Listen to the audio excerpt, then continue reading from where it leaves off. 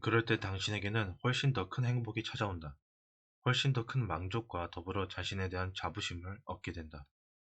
아리스토텔레스는 이러한 태도를 계몽적 이기주의라고 불렀다.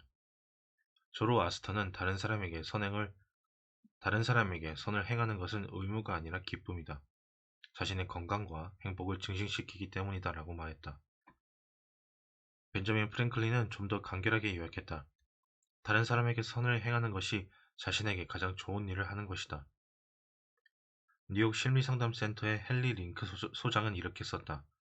내 생각에 현대 심리학의 가장 중요한 발견은 자아를 실현하고 행복을 얻으려면 반드시 자기 희생과 규율이 필요하다는 사실을 과학적으로도 증명했다는 것이다. 다른 사람을 생각하다 보면 자신의 걱정을 멀리하게 될 뿐만 아니라 친구를 많이 사귀면서 즐겁게 살 수 있다. 왜 그럴까? 한 번은 예일 대학교의 윌리엄 라이언 펠프스 교수에게 그 이유를 물어보았다. 그는 이런 이야기를 들려주었다. 저는 호텔, 이발소, 상점을 갈 때마다 만나는 모든 사람에게 기분 좋은 말을 건넵니다. 사람들이 기계의 부속품이 아니라 독립된 인격으로 대하려고 노력하지요. 상점에서 물건을 살 때면 저를 도와주는 여직원에게 눈이 예쁘다거나 머리가 멋지다는 칭찬을 합니다. 이발사에게는 종일 서서 일하느라 정말 힘들겠다고 하면서 말을 붙입니다. 그런 다음 이 일을 어떻게 시작했는지, 얼마나 오래 했는지, 지금껏 얼마나 많은 사람의 머리를 다듬어 주었는지 물어보죠. 가끔은 가끔씩 돈 계산을 도와주기도 합니다. 이렇듯 제가 관심을 보이면 사람들의 얼굴이 환해집니다. 짐을 들어주는 짐꾼과 악수도 자주 합니다. 그러면 그는 기분이 좋아져서 종일 힘든 기색도 없이 일하지요.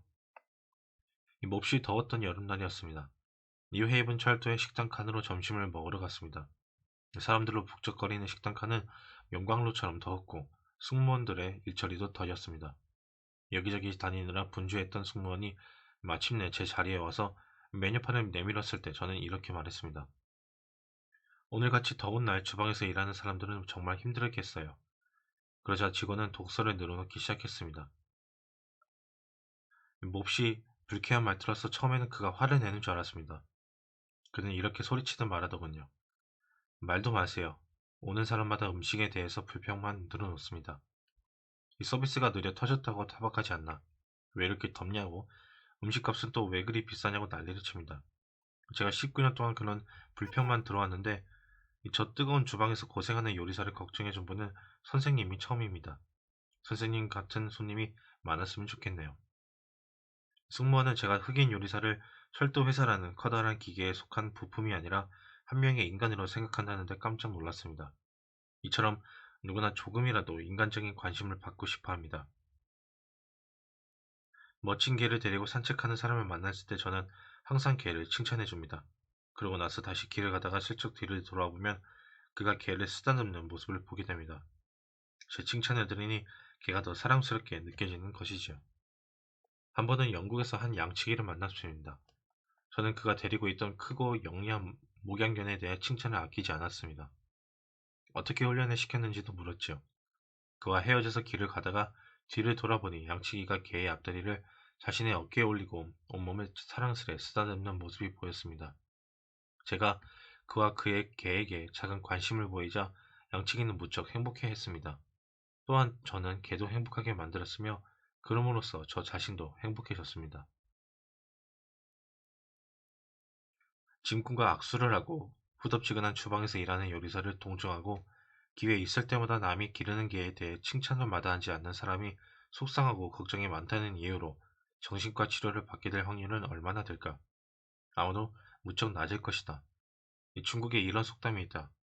장미를 건네는 손에는 향기가 남는다. 예일 대학교의 펠프스 교수에게는 굳이 이 속담을 말해줄 필요가 없다. 이미 알고 실천하기 때문이다. 당신이 남자라면 다음 이야기는 건너뛰어도 좋다.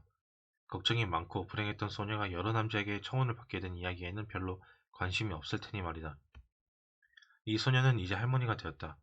몇 년 전 나는 그녀와 남편이 사는 집에서 하룻밤을 묵은 적이 있다. 그녀가 살던 소도시에서 강연을 했기 때문이다. 이 다음날 아침 나는 뉴욕 센트럴역으로 가는 기차를 타야 했는데 그녀가 집에서 약 80km 떨어진 역까지 차를 운전하여 나를 데려다 주었다. 가는 동안 친구를 사귀는 방법에 대한 이야기를 나누다가 그녀가 이렇게 말했다. 카네기 씨, 지금까지 누구에게도 털어놓지 않은 이야기를 해드릴게요. 남편에게도 비밀로 했던 이야기랍니다. 그녀는 필라델피아 사교계에서 잘 알려진 집안 출신이라고 했다. 어린 시절과 젊었을 때를 돌아보면 제게는 가난이 원수였습니다. 사교계의 또래 아이들이 누리는 것들은 꿈도 꾸지 못했죠. 좋은 옷은 입어보지도 못했고 옷이 작아져 맞지도 않은 데다 그나마도 유행이 한참 지난 것들 뿐이었습니다. 어찌나 창피하고 부끄럽던지 울다 지쳐 잠이 들 때가 많았습니다. 그러다가 궁여 지책으로 한 가지 술은 했습니다. 저녁 식사 자리에서 만나는 남성들에게 자신의 경험이나 생각, 미래의 계획을 들려달라고 하는 것이었습니다. 딱히 이야기를 듣고 싶어 질문한 건 아니었어요. 그들이 제 보잘것없는 옷차림을 눈여겨보지 않도록 하려는 생각이었지요.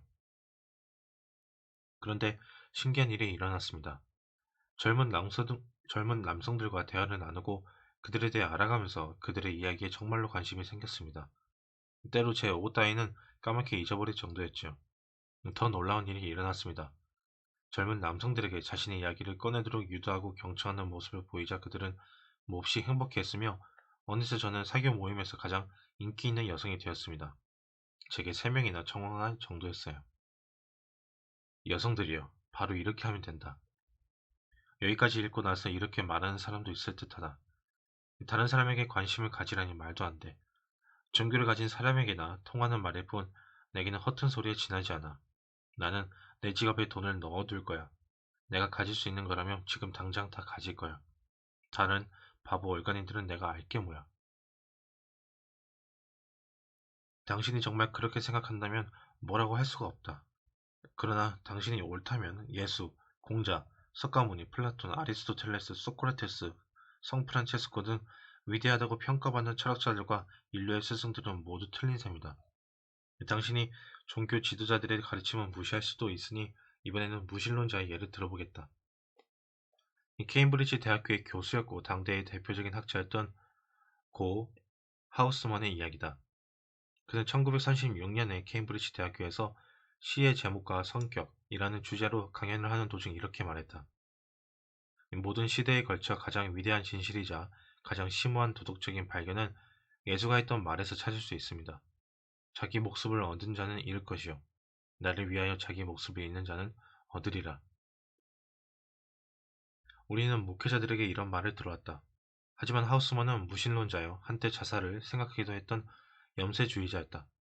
그런 하우스먼도 자신만을 생각하는 사람은 인생에서 즐거움을 얻을 수 없다고 생각했다. 그런 사람은 비참해질 수밖에 없다. 자신을 잊고 다른 사람에게 봉사하는 사람만이 삶의 기쁨을 발견할 수 있다.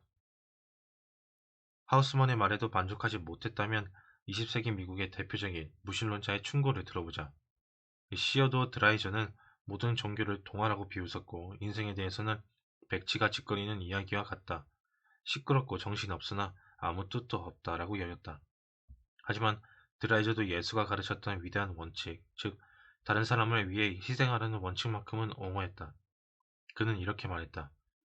인간이 삶에서 조금이라도 기쁨을 얻고 싶다면 자신뿐 아니라 다른 사람을 이롭게 만들겠다고 생각하며 계획을 세워야 한다. 자신의 기쁨은 다른 사람에게 달려있고 다른 사람의 기쁨은 자신에게 달려있기 때문이다.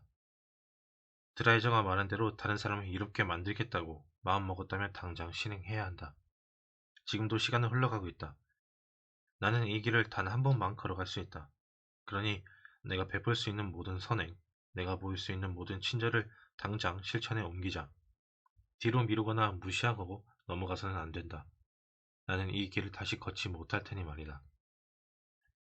당신 안에서 걱정을 쫓아버리고 평화와 행복을 키워나가길 원한다면 다음 원칙을 기억하라. 다른 사람에게 관심을 가짐으로써 자신을 잊으라. 날마다 다른 사람의 얼굴에 기쁨의 미소가 떠오르도록 선행을 베풀라.